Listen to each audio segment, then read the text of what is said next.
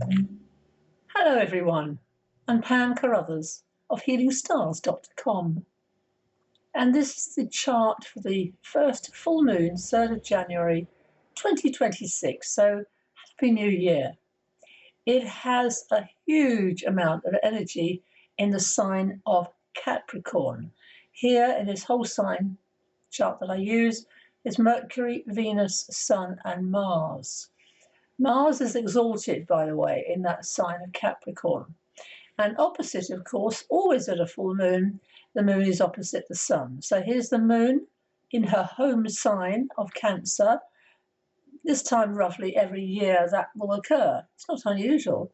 However, the moon is very close to Jupiter.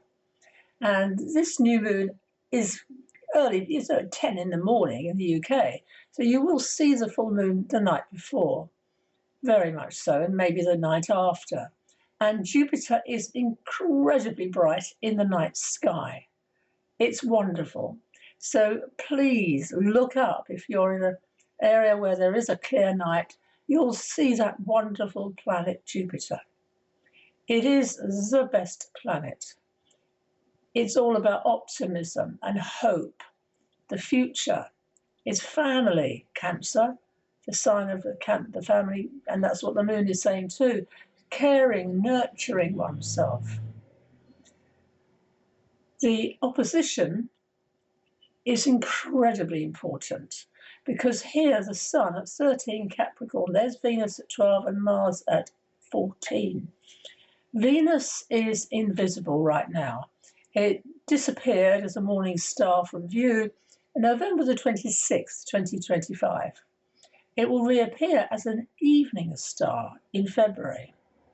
So currently Venus is in the underworld symbolically.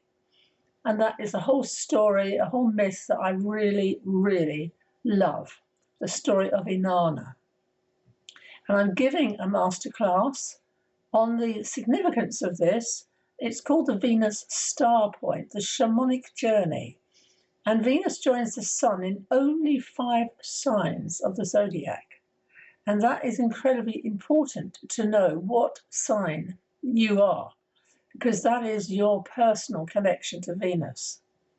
And also, Venus joins the sun, and then it joins the moon each month, and that opens up the different chakras in the body. Again, this is mythology. It's in-depth astrology. It's what makes my heart sing. We also have Venus and Mars together. They are the lovers, after all. And they are coming together, which they do not do very often, in the sign of Capricorn. It's about 30-something years when that last happened. So this is a really important full moon and the next few days. It's between the 6th, 7th, 8th of January that we get all these events occurring. We have a cosmic rectangle. You can see that pattern in blue. It's connecting up with the nodes of the moon. The south node is the past lives, and the future, destiny, Pisces, and they are eclipse points that will be occurring this year. And eclipses are very important to know about. They are especially a full moon or a new moon. A new moon is always a solar eclipse. And I hand out a free report. I've just updated it for 2026. So if you're not a subscriber, please subscribe on my website. The other incredibly important thing, planetary activity that's going on right now here, is Chiron, and that little s. It's stationing. So it's about to move forward in the sign of Aries and at a right angle to Jupiter.